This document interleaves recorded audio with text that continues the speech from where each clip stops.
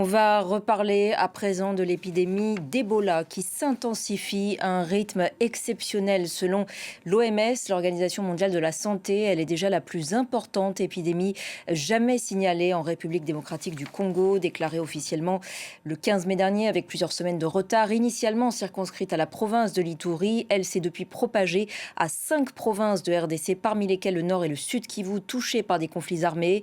Un total de 3605 cas ont été confirmés, dont 1587 décès selon un tout dernier bilan. Avec nous pour faire un point sur cette épidémie depuis Addis Abeba en Éthiopie, notre invité Jean Kaseya, épidémiologiste, directeur général de l'Africa CDC, le Centre africain de contrôle et de prévention des maladies. Bonsoir Jean Kaseya, merci beaucoup d'être à nouveau avec nous sur France 24. Jean Kaseya, on se parlait sur cette antenne encore à la mi-mai. Depuis, l'OMS parle désormais d'une progression de l'épidémie à un rythme, je la cite, exceptionnel. Les choses sont-elles encore sous contrôle ? Je vais commencer par les bonnes nouvelles. Les bonnes nouvelles, c'est ce qui vient de l'Ouganda.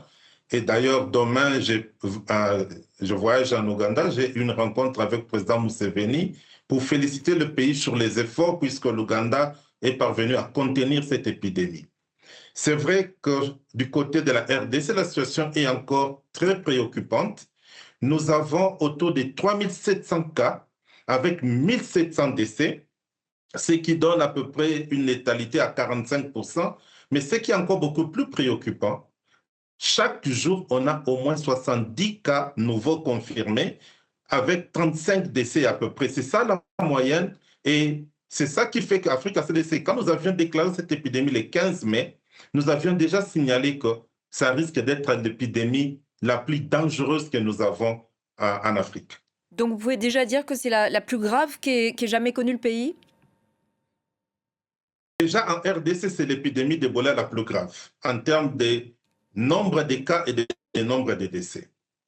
Deuxièmement, sur le plan africain, quand nous comparons cette épidémie ici, après 12 semaines de déclaration, elle vient même 7 fois plus que celle qu'on a connue en Afrique de l'Ouest.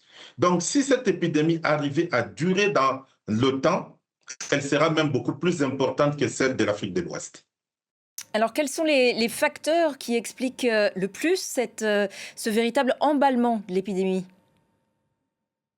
Il y a plusieurs facteurs et après l'Ouganda, je vais voyager le mardi en Ituri et je serai en RDC et je serai rejoint par Dr Tedros pour notre rencontre avec son Excellence le président Tshisekedi pour que nous puissions discuter des solutions concrètes. Nous savons qu'on a fait un grand effort dans la mobilisation des ressources financières. Nous savons que les stratégies existent. La RDC a l'expérience dans la gestion de cette épidémie. Mais il faut comprendre que les aspects liés à l'insécurité, à la situation humanitaire, mais aussi à un manque de confiance de la population compliquent un peu la gestion de cette épidémie. Donc, je vais sur place en Ituri pour écouter la population, pour comprendre qu'est-ce qui se passe réellement, afin que nous puissions donner des solutions concrètes aux autorités de la RDC. Vous évoquez l'Ituri, donc le foyer de cette épidémie. Parmi les 5 provinces désormais touchées, il y a le Nord et le Sud Kivu, où sévissent, on le sait, des groupes armés. Leur présence freine véritablement la lutte contre cette épidémie ? Effectivement, là où il y a l'insécurité, il y a un grand mouvement de population, il y a une grosse dispersion. Moi-même, mon équipe d'Africa CDC était partie à Nyankoundé, les rebelles avaient attaqué, j'ai même eu un collègue qui a reçu une balle, on a dû renvoyer des collègues vers Béni. Vous voyez, on ne peut pas envoyer les gens pour aller soigner alors qu'ils sont exposés à l'insécurité. Et la population n'a pas accès aux meilleurs soins à cause de cette insécurité. Donc, c'est une épidémie multiforme qui combine beaucoup d'aspects et nous allons essayer de voir comment clairement adresser chacun de ces aspects. Et nous disons, l'Afrique cela dit, depuis le premier jour, on a besoin d'un corridor de la paix par rapport à cette épidémie. Hmm. On évoquait aussi ensemble, Jean Casseya, lors de notre entretien à la mi-mai, la persistance de certaines croyances ou de certaines coutumes contraires aux recommandations des personnels de santé pour ce qui est des gestes barrières, notamment lors de ces fameuses cérémonies funéraires. Est-ce que les consignes qui sont distillées par les personnels médicaux sont aujourd'hui mieux acceptées, mieux respectées qu'au début de l'épidémie? Bon, il faut se dire qu'il y a quand même une amélioration et le ministre de la Santé, la RDC, a déjà fait 3 tournées là-bas et il m'a rapporté aussi des améliorations. Je vais les constater moi-même, puisque depuis que j'ai été en Ituri en mai, ce sera la deuxième fois que je vais y partir la semaine ici. Mais il faut se dire que le manque de confiance est profond. Quand on parle avec la communauté, ils nous disent clairement, vous venez pour Ebola alors que nous mourons de choléra, de rougeole, de balles, et vous n'intervenez pas. Donc, c'est toute une pédagogie pour que nous puissions avoir la communauté, la confiance de la communauté. Et D'où pour vient cela, ce nous manque de allons mettre la confiance? communauté.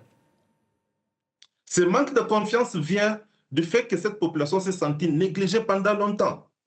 Je vais aussi vous le dire, les plus grands foyers de choléra en Afrique se trouvent dans cette région. Donc vous voyez que quand cette population se sent délaissée, elle se dit, pourquoi vous venez pour Ebola? C'est puisque vous avez peur d'Ebola. Donc, nous allons mettre cette population en première ligne de la réponse. Toutes les stratégies que nous allons faire doivent être basées sur la population, puisque c'est eux-mêmes qui peuvent aider à résoudre ces problèmes. L'OMS a aussi appelé, dans son communiqué hier, a appelé de ses voeux une montée en puissance, dit-elle, de la réponse sanitaire. Quelle coordination aussi avec les pays de la région et comment justement accélérer les choses? Écoutez, je vous ai dit qu'on a, Africa CDC, nous avions, dès le 16 mai, appelé une réunion régionale. Nous avons organisé la première réunion en Ouganda et nous avions pu amener le ministre de la RDC du Sud-Soudan et de l'Ouganda ensemble. Nous savons que cette épidémie est d'abord régionale. Elle n'est pas l'épidémie d'un seul pays. Ça, c'est le message que nous donnons depuis le premier jour.